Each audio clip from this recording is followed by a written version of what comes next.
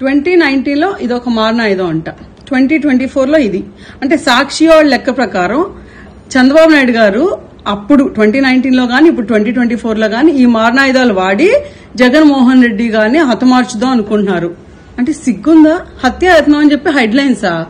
హత్యాయత్నం చేయాలి అంటే ఎలాంటి ఆయుధాలు వాడతారో తెలుసా? తెలియకపోతే అవినాష్ రెడ్డి అని ఎంపీ ఉంటాడు జగన్మోహన్ రెడ్డి పక్కనే, వెళ్ళి అడుగు చెప్తాడు. లేదు ఆయన కూడా చెప్పకపోతే సిబిఐ ఛార్జ్ షీట్ లో క్లియర్ గా రాసి ఉంటది ఎలాంటి ఆయుధాలు వాడతారు అని, వాళ్ళని అడుగు చెప్తారు. అయ్యి కూడా తెలియకపోతే వివేకం అనే మూవీ ఉంటుంది యూట్యూబ్ లో, ఫ్రీగా ఉంది, ఓపెన్ చేసుకుని మొత్తం బిట్ టు బిట్ చూడు. క్లియర్ గా చేతికి మట్టి అంటకుండా, మన చేతికి రక్తం అంటకుండా మన బాబాయిని మనం చంపుకొని, ఆ చంపాక అదంతా ఒక ప్లాన్, ఒక సింపతి డ్రామాలా ప్లాన్ చేసుకుని పక్క పార్టీ మీద నెట్టేసి ఎలక్షన్లు ఎలా గెలవాలి అనేది జగన్మోహన్ రెడ్డి గారికి లేకపోతే ఆ పార్టీకి వెన్నుతో పెట్టిన విద్య. సో అలాంటి పార్టీ, అలాంటి నాయకులు బయటకు వచ్చి మా మీద హత్యాయత్నం చేస్తున్నారు, బాబు గారు వచ్చేసారు ఇచ్చేసారంటే ఎవ్వడు నమ్మడు.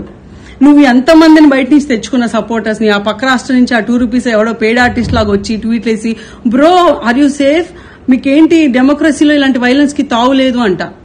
మరి ఈ మనుషులందరికీ ఇన్ని రోజులు ఈ 4 ఏళ్ల రాష్ట్రంలో చంద్రబాబు నాయుడు గారు ఆఫీస్ మీద దారుణంగా దాడి జరిగింది, చంద్రబాబు నాయుడు ఇంటి మీద దాడి జరిగింది, బాబు గారు వెళ్ళినప్పుడు రాళ్లు వేసి కొట్టారు, లేకపోతే బాబు గారు సతీమణి గురించి పిచ్చి పిచ్చిగా వాగారు. మరి దానంతా ఏమంటారు? అంటే డెమోక్రసీ ఓన్లీ జగన్మోహన్ రెడ్డిని కాపాడటానికి మాత్రమే ఉంటదా? అదే డెమోక్రసీ మా అందరికి ఉండదా?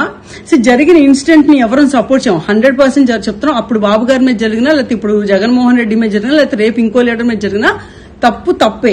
బట్ ఆ తప్పును వాడుకొని సిగ్గు లేకుండా ప్రతిదీ ఏది దొరికితే అది, శవం దొరికితే చాలు దాని మీద చిల్లర ఏరుకుందాం అని చెప్పి రాబందులాగా ఎదురు చూస్తా ఉంటే పీక్కు తిందాం అని చెప్పి ఎన్నో రోజులకి జనాలు చూడరు.